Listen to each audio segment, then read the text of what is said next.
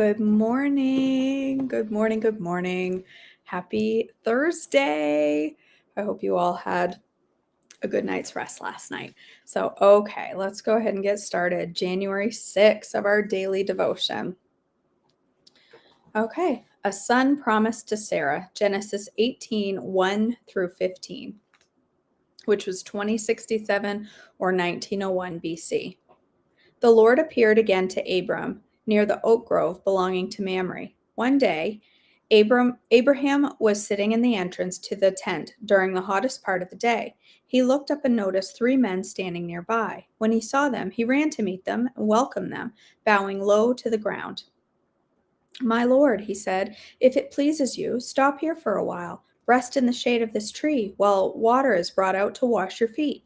And since you've honored your servant with this visit, let me prepare some food to refresh you before continuing on your journey."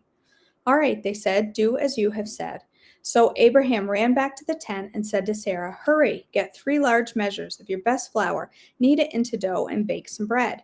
Then Abraham ran out to the herd and chose a tender calf and gave it to his servant, who quickly prepared it. When the food was ready, Abraham took some yogurt and milk and the roasted meat, and he served it to the men. As they ate, Abraham waited on them in the shade of the trees. Where is Sarah, your wife?" the visitor asked. "She's inside the tent," Abraham replied. Then one of them said, "I will return to you about this time next year, and your wife Sarah will have a son." Sarah was listening to this conversation from the tent. Abraham and Sarah were both very old by this time, and Sarah was long past the age of having children. So she laughed silently to herself and said, "How could a worn-out old woman like me enjoy such pleasure, especially when my master, my husband, is so old?" It's not because she's old, it's because her husband's old. Then the Lord said to Abraham, "Why did Sarah laugh? Why did she say, 'Can an old woman like me have a baby?' Is anything too hard for the Lord? I will return about this time next year, and Sarah will have a son." Sarah was afraid, so she denied it and said, "I didn't laugh." But the Lord said, "No, you did laugh." I can almost hear the conversation. Abraham intercedes for Sodom, Genesis 18:16 through 33. Then the men got up from their meal and looked out toward Sodom. As they left, Abraham went with them to send them on their way. "Should I hide my plan from Abraham?" the Lord asked. "For Abraham will certainly become a great and mighty nation, and all the nations of the earth will be blessed through him. I have singled him out so that he will direct his sons and their families to keep the way of the Lord by doing what is right and just. Then I will do for Abraham all that I have promised." So the Lord told Abraham, "I have heard a great outcry from Sodom and Gomorrah, because their sin is so flagrant. I am going down to see if their actions are as wicked as I have heard. If not, I want to know." The other men turned and headed toward Sodom, but the Lord remained with Abraham. Abraham approached him and said, "Will you sweep away both the righteous and the wicked? Suppose you find 50 righteous people living there in the city. Will you still sweep it away and not spare it for their sake? Surely you wouldn't do such a thing, destroying the righteous along with the wicked. Why, you wouldn't be treating the righteous and the wicked exactly the same. Surely you wouldn't do that. Surely you wouldn't do that. Should not the judge of all the earth do what is right?" And the Lord replied, "If I find 50 righteous people in Sodom, I will spare the entire city for their sake." Then Abraham spoke again, "Since I have begun, let me speak further to my Lord, even though I am but dust and ashes. Suppose there are only 45 righteous people rather than 50. Will you destroy the whole city for the lack of 5?" And the Lord said, "I will not destroy it if I find 45 righteous people there." Then Abraham pressed his request further. "Suppose there are only 40?" And the Lord replied, "I will not destroy it for the sake of 40. "Please don't be angry, my Lord," Abraham pleaded. "Let me speak. Suppose only 30 righteous people are found." And the Lord replied, "I will not destroy it if I find 30. Then Abraham said, "Since I have dared to speak to the Lord, let me continue. Suppose there are only 20. And the Lord replied, "Then I will not destroy it for the sake of the 20. Finally, Abraham said, "Lord, please don't be angry with me if I speak one more time. Suppose only 10 are found there." And the Lord replied, "Then I will not destroy it for the sake of the 10. When the Lord had finished his conversation with Abraham, he went out on his way, and Abraham returned to his tent. Sodom and Gomorrah are destroyed. Genesis 19, 1 through 29. That evening, the two angels came to the entrance of the city of Sodom. Lot was sitting there, and when he saw them, he stood up to meet them. Then he welcomed them and bowed his face to the ground. My lords, he said, come to my home and wash your feet and be my guest for the night. May you then get up early in the morning and be on your way again. Oh no, they replied, we'll just spend the night out here in the city square. But Lot insisted, so at last they went home with him. Lot prepared a feast for them and complete with fresh bread made without yeast, sourdough, or flatbread. I'm not sure which, but I bet it was sourdough. And they ate. But before they retired for the night, all the men of Sodom, young and old,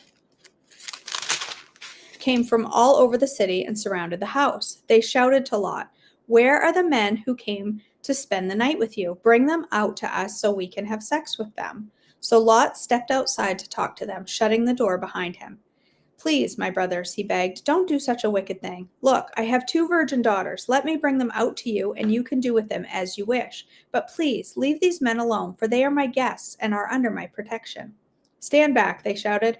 This fellow came to town as an outsider, and now he's acting like our judge. We'll treat you far worse than the other men. And they lunged towards Lot to break the door down.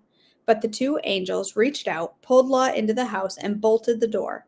Then they blinded all the men, young and old, who were at the door of the house, so they gave up trying to get inside. Meanwhile, the angels questioned Lot. Do you have any other relatives here in the city? They asked. Get them out of this place, your son-in-laws, sons, daughters, and anyone else, for we are about to destroy this city completely. The outcry against this place is so great, it has reached the Lord, and he has sent us to destroy it. So Lot rushed out to tell his daughter's fiancés, quick, get out of the city. The Lord is about to destroy it. But the young men thought he was only joking. At dawn the next morning, the angels became insistent. Hurry, they said to Lot. Take your wife and your 2 daughters who are here. Get out right now, or you will be swept away in the destruction of the city. When Lot still hesitated, the angels seized his hand and the hands of his wife and 2 daughters and rushed them to safety outside the city, for the Lord was merciful. When they were safely outside of the city, one of the angels ordered, Run for your lives, and don't look back or stop anywhere in the valley. Escape to the mountains, or you will be swept away. Oh no, my lord, Lot begged. You have been so gracious to me and saved my life, and you have shown such great kindness. But I cannot go to the mountains. Disaster would catch up to me there, and I would soon die. See, there is a small village nearby. Please let me go there instead. Don't you see how small it is? Then my life will be saved. All right, the angel said, I will grant your request. I will not destroy the little village, but hurry, escape to it, for I can do nothing until you arrive there. This explains why that village was known as Zoar, which means little place. Lot reached the village just as the sun was rising over the horizon. Then the Lord rained down fire and burning sulfur from the sky on Sodom and Gomorrah. He utterly destroyed them, along with the other cities and villages of the plain, wiping out all the people and every bit of vegetation. But Lot's wife looked back as she was following behind him, and she turned into a pillar of salt. Abraham got up early that morning and hurried out to the place where he had stood in the Lord's presence. He looked out across the plain toward Sodom and Gomorrah and watched as the columns of smoke rose from the city like the smoke from a furnace. But God had listened to Abraham's request and kept Lot safe, removing him from the disaster that engulfed the cities on the plain. Lot and his daughters. Genesis 19:30 through 38. Afterward, Lot left Zoar because he was afraid of the people there, and he went to live in a cave in the mountain with his 2 daughters. One day, the older daughter said to her sister, There are no men left anywhere in this entire area, so we can't get married. We can't get married like everyone else, and our father will soon be too old to have children. Come, let's get him drunk with wine, and then we'll have sex with him. That way, we will preserve our family line through our father. So that night they got him drunk with wine, and the older daughter went in and had intercourse with her father. He was unaware of her lying down or getting up again. The next morning the older daughter said to her younger sister, I had sex with our father last night. Let's get him drunk with wine again tonight, and you go in and have sex with him. That way we will preserve our family line through our father. So that night they got him drunk with wine again, and the younger daughter went in and had intercourse with him. But as before, he was unaware of her lying down or getting up again. As a result, both of Lot's daughters became pregnant by their own father.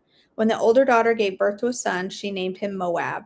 He became the ancestor of the nation now known as the Moabites. When the younger daughter gave birth to a son, she named him Ben-Ami. He became the ancestor of the nation now known as the Ammonites. Abraham deceives Abimelech. Genesis 20, 1 through 18. Abraham moved south to the Negev and lived for a while between Kadesh and Shur, and then he moved to Gerar. While living there as a foreigner, Abraham introduced his wife Sarah by saying, "She is my sister." So King Abimelech of Gerar sent for Sarah and had her brought up to him at his palace. But that night God came to Abimelech in a dream and told him, "You are a dead man, for that woman you have taken is already married." But Abimelech had not slept with her yet, so he said, "Lord, will you destroy an innocent nation? Didn't Abraham tell me she is my sister?" And she herself said, "Yes, he is my brother. I acted in complete innocence. My hands are clean." In the dream, God responded, "Yes, I know you are innocent. That's why I kept you from sinning against me, and why I did not let her touch you. Why I did not let you touch her. Now return the woman to her husband, and he will pray for you, for he is a prophet." So I lost my place. "Then you will live, but if you don't return her to him, you can be sure that you and all of your people will die." Abimelech got up early the next morning and quickly called all of his servants together. When he told them what had happened, his men were terrified. Then Abimelech called for Abraham. "What have you done to us?" he demanded. "What crime have I committed that deserves treatment like this, making me and my kingdom guilty of this great sin? No one should ever do what you have done. What possessed you to do such a thing?" Abraham replied, "I thought, this is a godless place. They will want my wife and will kill me to get her. She really is my sister, for we both have the same father, but different mothers, and I married her. When God called me to leave my father's home and to travel from place to place, I told her, 'Do me a favor. Wherever we go, tell the people that I am your brother.'" Then Abimelech took some of his sheep and goats and cattle and male and female servants, and he presented them to Abraham. He also returned his wife, Sarah, to him. Then Abimelech said, "Look over my land and choose any place where you would like to live."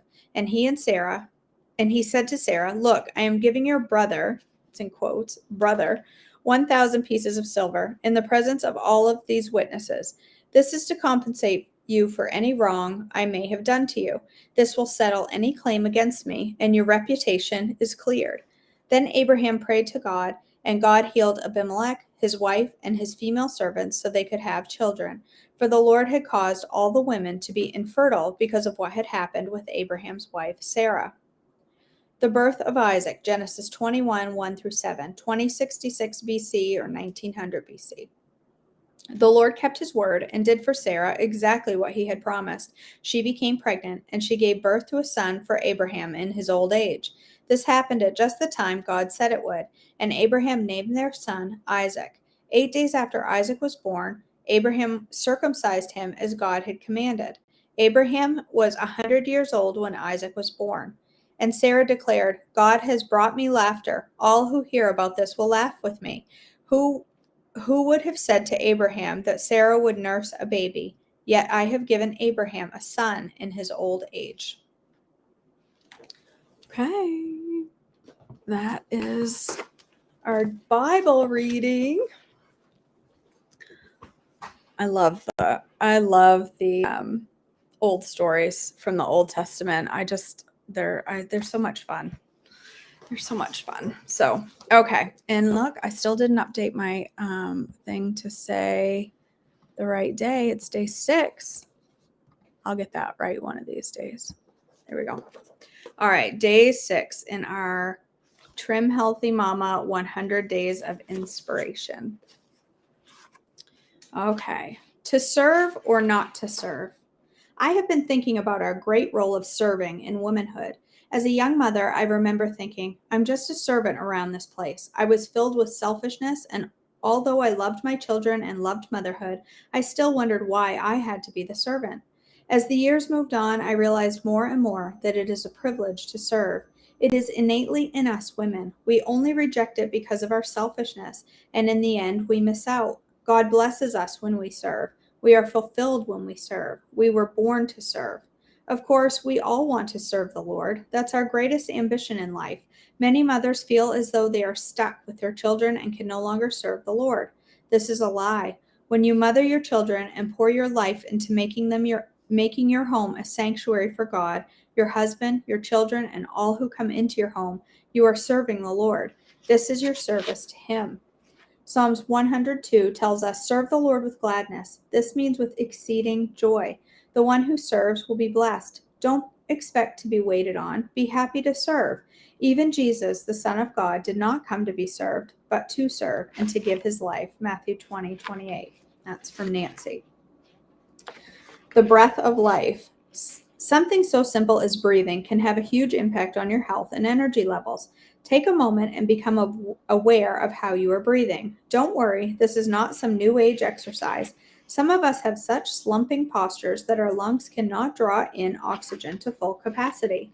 Others of us take shallow, strangled, tight breaths due to stress. Sometimes the stressful situation passes, yet the habitual tight breathing remains. Stand up straight in a confident manner. Imagining a string tied to the back of your head gently pulling you out of a slump. In this alignment, your diaphragm, housed in your lower ribs, can act like a bellow and draw in plenty of air to oxygenate your brain and body. Now take a breath. Feel your lower ribs expand as you draw in air. Throughout the day, if you feel tired, stressed, worried, or depressed, take a moment and just breathe in this manner. Breathe all the way in and all the way out comfortably. Breathing like this will not change your circumstances, but it can help the way you react to them. Remember, breath is life. Serene and Pearl.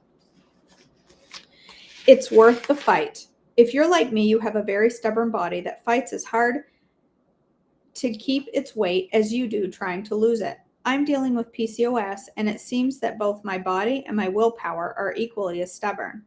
As a result, they usually end up in a tie. I don't gain weight, and I don't lose weight. I maintain weight. I don't usually get anywhere, and it seems hopeless. Sometimes I wonder if I should just give up. But that's the wrong mindset. If I don't fight to at least maintain my weight, my situation could be worse. It could always be worse, and it's always worth the fight. Meadow. Okay. That is our daily devotion for today. Thank you so much for joining me. I love spending this time in the morning with you. I'm a little sleepy. I tried really hard not to yawn this morning through that video. I'm drowsy. I need to get my coffee down quicker, I think. All right. Thank you again for joining me. For breakfast this morning, I'm debating between one of two things. Brianna Thomas has a peanut butter and jelly something wrap of some kind.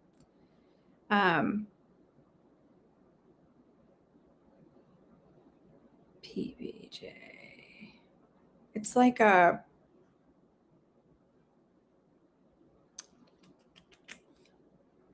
fried taco, PB&J fried taco.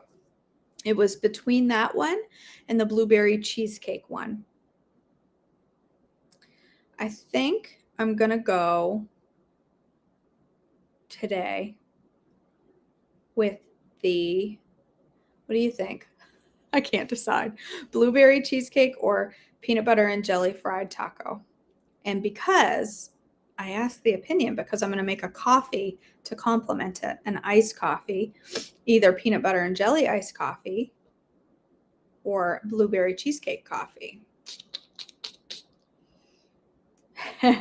Sarah votes blueberry. I think it sounds good too. You're looking for a fuel pull, Sherry. Have a nice veggie scramble, a whole bunch of veggies and some egg white. Everybody votes for blueberry. Okay, blueberry cheesecake fried taco and a blueberry cheesecake iced latte. That's what we'll have this morning. So I just have to get my ingredients together, and I'll be live in just a few minutes. My camera is set up. I know how to do it now. I'm good to go. So I will be live in a few minutes. It's on her website, Sarah. It's on her Brianna's website under, just put in blueberry cheesecake for fried taco. It'll come up. Okay, I hope to see you all for breakfast. Probably be 5 minutes or so. I always say that, and then it's 8 or 10 or 15. But I will try to be as quick as I can to go live for breakfast, and I hope to see you there. If not, I'll see you back tomorrow for the next joyful daily devotions. Have a great day, you guys.